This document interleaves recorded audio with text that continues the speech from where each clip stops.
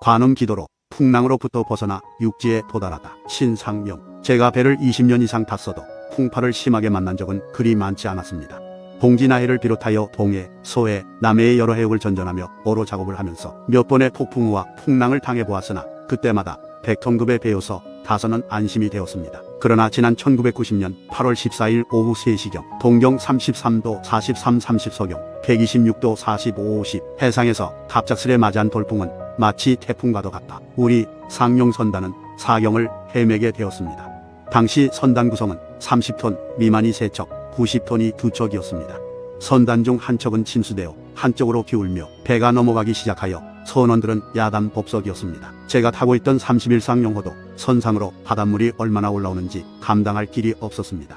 저와 제 아내가 평소 부산 삼광사에 다니면서 늘 외웠던 축원과 기도가 생각났습니다. 부처님, 부처님, 부처님의 참 불제자가 되길 맹세합니다.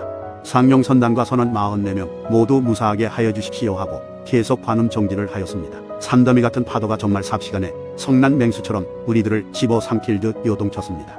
기관실까지 물이 들어와 배는 바다 밑으로 들어가는 것 같았습니다. 기관실에서는 물 포내는 기계 동기를 계속 돌려 물을 포내면서 항해를 했습니다. 선장은 조타실에서 키를 잡고 있었고 나머지 선원들은 모두가 풍파가 너무나 심해 위험하다는 생각을 하고 각자 침실에서 나와 선상 위 높은 곳이란 높은 곳은 다 찾아 저마다 올라갔습니다. 악마 같은 저 폭풍우가 언제나 멎을까. 금방이라도 삼킬 듯이 날뛰는 성난 맹수 같은 파도를 정신없이 바라보며 비를 홀딱 맞고 앉아있는 것이 비오는 날 전신주에 제비가 비를 맞고 앉아 뭐라고 제잘거리는 것 같았습니다. 선원들도 비를 홀딱 맞으며 손으로 잡을 만한 것은 모두 꼭 잡고 한다. 풍파가 지나가기를 기다리면서 각자 자기들 나름대로 상념에 잠겨 있었습니다. 악마 같은 파도, 배를 타보지 않고 당해보지 않은 사람들은 모를 겁니다. 생각조차 하기 싫은 그 악마 같은 풍파. 그 순간 모두가 내가 어떻게 되면 우리 가정, 우리 식구들은 어떻게 되는 걸까 하고 생각했겠지요. 이번에 무사히 육지에 도착하면 다시는 배를 탈 생각을 하지 않겠다고 벼르며 직업을 바꿔버릴까 하는 생각도 1000번, 10,000번 들었을 겁니다. 그래도 인간이고 사람이기 때문에 그 순간만은 그런 생각들을 하지 않을 수 없었습니다. 그 악마 같은 파도, 말로서나 글로서는 그 고통받던 순간들을 어떻게 표현해야 좋을지 모를 지경이었습니다. 저는 조타실에서 그저 관세음보살, 관세음보살, 관세음보살하고 계속 관음 정진을 하며 우리 상용 선단이 무사히 육지에 도달하게 하여 주십시오 하고 기원했습니다. 또 부처님, 부처님의 참다운 불제자가 되겠습니다.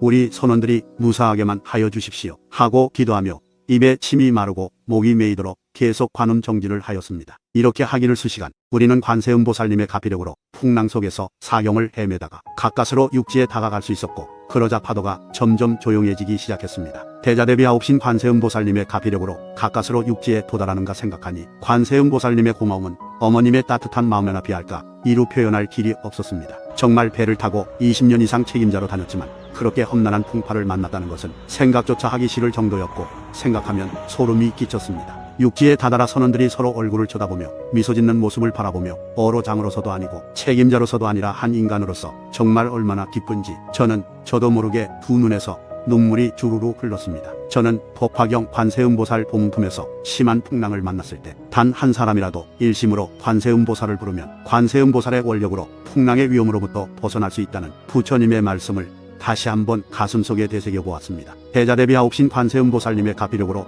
우리 모두는 육지 가까이 인도될 수 있었습니다. 저는 관세음보살님의 고마움에 감동되었습니다. 우리들은 관세음보살님의 가피력이 없었더라면 모두들 뿔뿔이 흩어져 고기밥이 되었을 것입니다. 선원들도 모두 그렇게 생각했을 것입니다. 우리는 육지 가까이 와서 닻을 내리고 모두 환희의 기쁨으로 미소 지을 수 있었습니다. 악몽 같았던 그 순간을 잊어버린 듯 선원들은 각자 맡은 자리에서 파도에 휩쓸린 어구들을 손질하기 시작했습니다. 젖었던 손을 문지르며 분주하게 움직이는 모습들을 바라보니 관세음보살님의 가피력이 그 얼마나 큰가를 느끼지 않을 수 없었습니다. 잔잔한 바다는 관세음보살님이 미소 짓고 있는 것 같이 아름답게만 보였습니다. 그 이후 삼광사에 찾아가서 부처님 관세음보살님을 배우니 빙그레 웃고 계셨습니다. 저는 오늘도 대자대비하옵신 관세음보살님 가피의 고마움을 1000번, 10,000번 되새기며 다시는 그런 악몽 같은 풍랑을 만나지 않기를 관세음보살님께 계속 빌며 정진합니다. 나무 관세음보살, 관세음보살님 정말 감사합니다. 탐구원 TV 유용하게 보셨다면 구독, 알림 설정 부탁드려요.